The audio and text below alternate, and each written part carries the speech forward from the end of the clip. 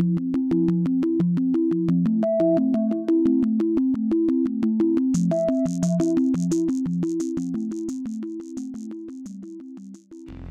everybody, Colby here from New School Nutrition with a new segment I'm going to try to do every week called Food of the Week.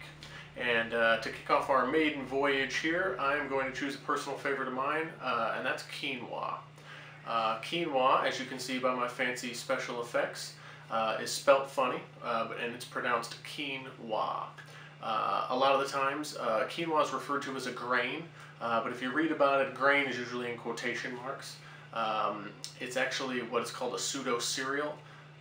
It's more like a seed, and it's actually closely related more so towards spinach, Swiss chard, things of that nature. Or if you look it up on Wikipedia, a tumbleweed. So if you're hungry, you got a tumbleweed rolling by, take a bite out of it, it's apparently related to quinoa. So that's kind of what quinoa is, if you will.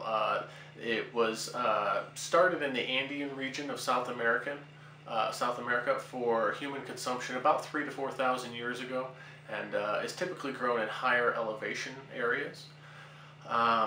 It is considered a superfood. If you've ever read anything about vegetarianism, veganism, things of that nature, they refer to quinoa a lot as a superfood. A superfood essentially means all 8 essential amino acids are contained within quinoa.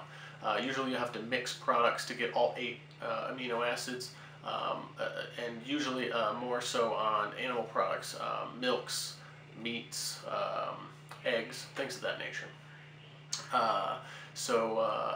And beans and vegetables as well, as in that sense. Amino acids are the building blocks of your body.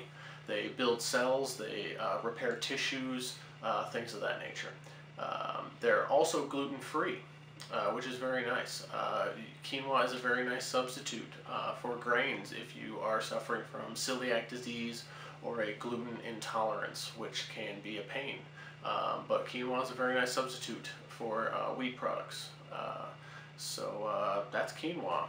The only real negative to quinoa, I would say, is that its relative lack of taste. It's got a little bit of a nutty flavor, more interesting of a texture than taste. I use it to add a little texture to some of my foods. I do a bean dish with quinoa, or I'll cook it with a little bit of vegetable stock, part vegetable stock, part water, to kind of jazz it up a little bit. So you got to do a little bit of experimenting with giving quinoa some flavor, but all around it's great. So that's our food of the week for this week on New School Nutrition. Next week we'll try to give you guys something else, and in the meantime, I hope you guys buy some quinoa and try it, eat it, taste it, enjoy it.